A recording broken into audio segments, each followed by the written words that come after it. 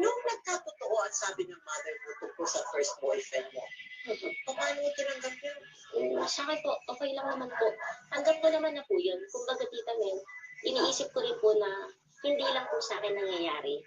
Ang naloloko. Oo naman. Ganun po. Kaya iniisip ko na rin po na siguro normal lang po yun. Na maranasan ko rin po na masaktan.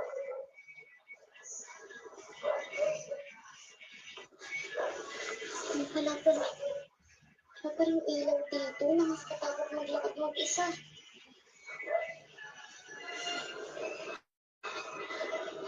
Hintay na lang muna ako ng mga kasabi ko.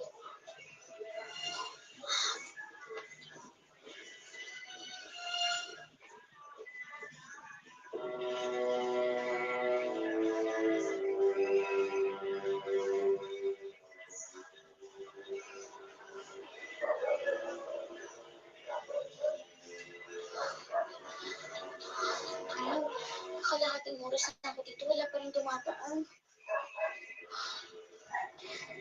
Wala na, dadaan na ako. Kaysa umagain pa ako dito.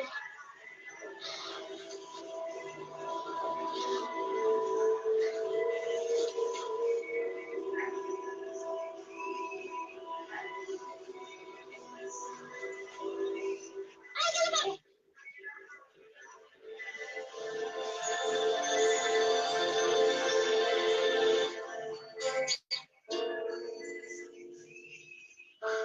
Mukha pa akong kalabaw. Naging magkaan na loob ni Ella kay Patrick. Kaya simula noon, lagi na siyang hinihintay ng binata sa kanto ng eskinita para sabayan at ihatid sa kanilang bahay. Unti-unting nakuha ni Patrick ang tiwala ni Ella, lalo na nang malaman niyang malapit lang sa kanila ang bahay nito. Kaya naman, hindi nakaligtas si Patrick sa panunukso ng mga taga roon. Hoy! Hindi kami nakabakan mo dyan. Si Ella? Mukhang seryoso ko na sa bulinggit na yun ah. Totoo ba? Nangigaw siya. Chismoso. Ano yun? Talagang ginusto mo yung kakamiranggot na yun? Ako mabasket ka pa ha?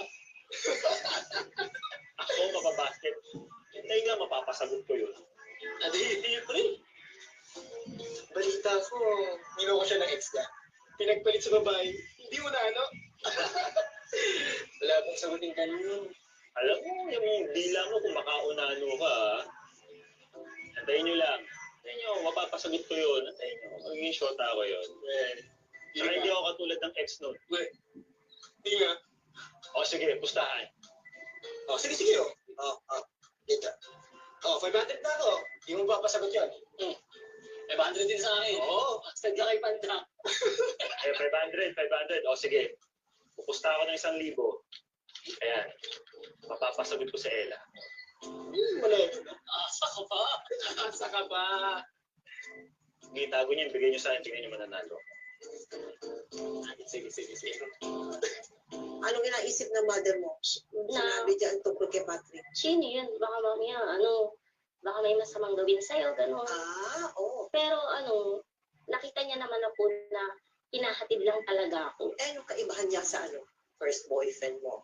Malaki po yung pagkakaiba, Tita Mel. Opo, kasi si Patrick po, tapat po siya, honest po, tsaka never niya po pinaramdam sa akin na, na iba ko, gano'n.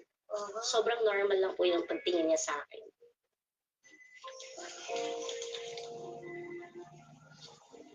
Grabe naman to. Ang dami naman ng chocolates na to. Ganyan kasi kalaki yung pagmamahal ko sa'yo.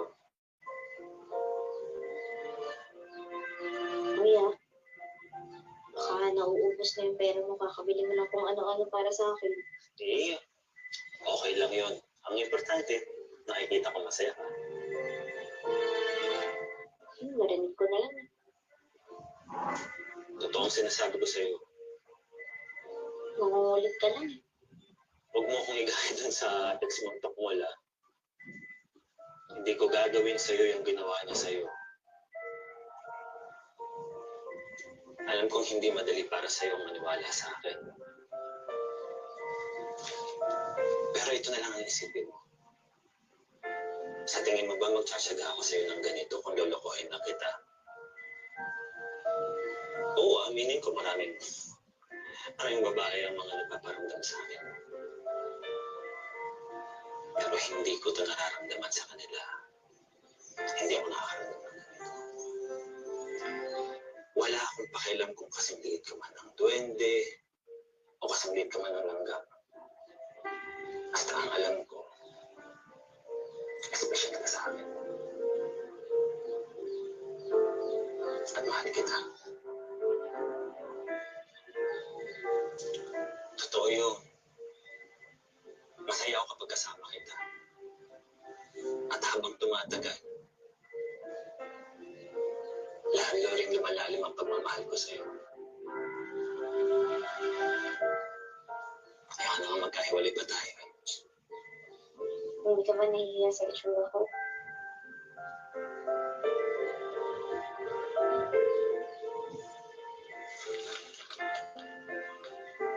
Totoo ang sinasabi ko sa'yo. Huli na ba ba? Pero totoo. Mahal kita. At sana bigyan mo ako ng pagkakataon na patunayan sa'yo kung gaano kita kamahal.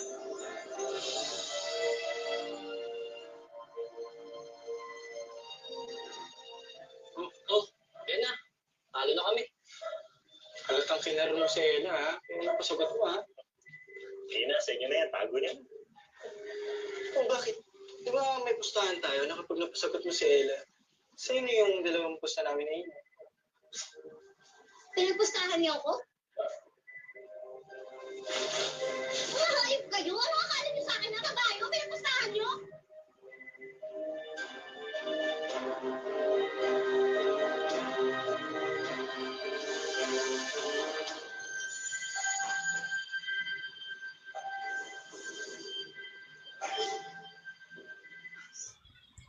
Hello guys, mga ka-MPK, mag-subscribe na sa 3rd anniversary ng Magpakailanman Entertainment.